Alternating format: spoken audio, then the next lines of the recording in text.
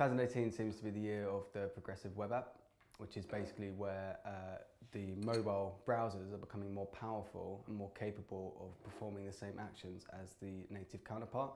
So historically, to get the best out of a platform like Facebook, your users would need to install the native app on their phone to get the full capabilities of the device, because the browser has certain limitations.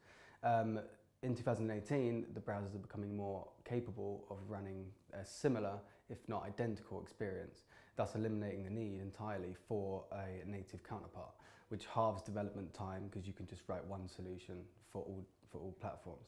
So the main technology that seems to be taken off in 2018 is the rise of the progressive web app. A progressive web app is effectively bridging the gap between a native app and a browser-based application. So if we take Facebook as an example, they currently have a native app on your mobile, which you would install from the App Store. And then they also have a mobile counterpart. So if you go to facebook.com on your mobile, you'll still get a web-like experience where you can still experience Facebook.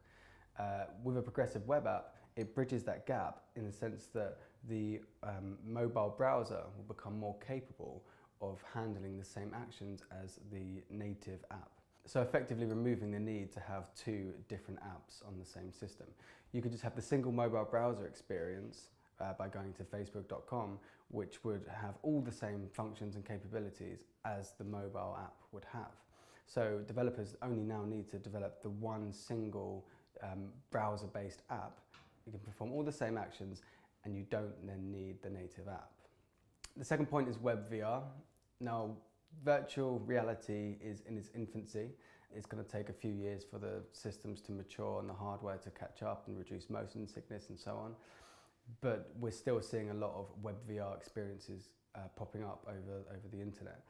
Web VR is the standard way of building a website in virtual space. And developers are starting to experiment with various different techniques and trying to form the standards. Whenever a new technology emerges, it takes a good few years for the platform, the web platform, to stabilize and mature and the best practices to be established. So just like when we first had mobile phones come out, it took a good 10 years, and we're still developing those standards now, of finding out the best way of handling things like navigation. It's taken a long time to establish the standards, the main one being navigation, the best way to handle navigation on mobile. It's still a hot topic in web development. It's still being debated all the time. We still haven't got that foundation, that standard. And web VR is no different. It's going to take many years for the whole platform to mature to a point where we have a standard way of building a successful web interface in the virtual space. But we can't ignore that VR technology is coming and it will become the norm in the future.